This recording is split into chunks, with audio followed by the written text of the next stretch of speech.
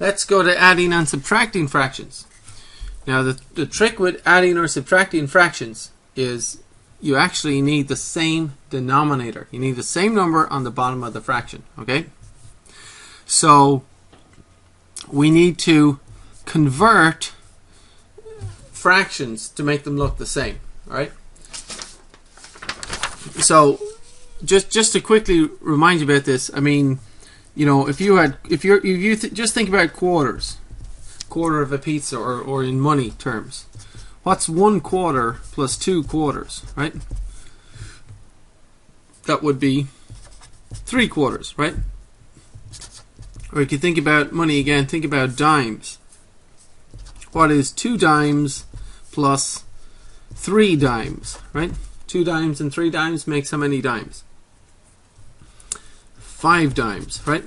Now the trick there, when we do that, we see that we don't go 4 and 4 to give 8. So we don't just add the tops and the bottoms. We don't get 3 eighths, right? That doesn't make sense, right? And here we don't get, 5 and 10 makes 20. It's not 5 20ths. So first of all, when the bottoms are the same, we can add or subtract the tops. So that's the first thing. So making the bottoms the same, we can multiply by different things, right?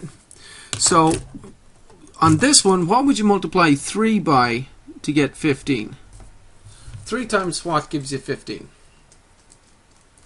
3 times 5, right? Now if you multiply the bottom by 5, you must also multiply the top by 5, because we can't change the value of the 1/3. Okay, that should be a plus, sorry. So we have 4/15 plus, now 3 times 5 is 15, we have 15, so we have the same bottom, but 1 times 5 is 5. So instead of 1/3, we have 5/15, and that's the same thing. Okay? 5/15 is equal to 1/3, isn't it? It's the same quantity, it just looks different, right? Or I'll give you another quick example. If you had 1/8 of an inch and you wanted to add that to 1/2 of an inch, okay, you've got to convert both to the same thing. So basically, what do you multiply 2 by to get 8? It would be 4, right? And you multiply the top by 4 as well. So what you're saying is 1/8 of an inch, we have 1/8 of an inch plus 2 times 4 is 8, and 1 times 4 is 4, plus 4/8, because 4/8 of an inch, right? 4/8 of an inch on a ruler is the same thing as a half, isn't it? So a half is the same thing as 4/8.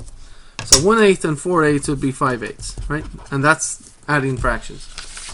Okay, so 4/15 plus 5/15 gives us 9/15, and that's correct. The only question is, are we done? Is there anything else we can do? Can we simplify the answer? Yep. How do you know your 3 times tables?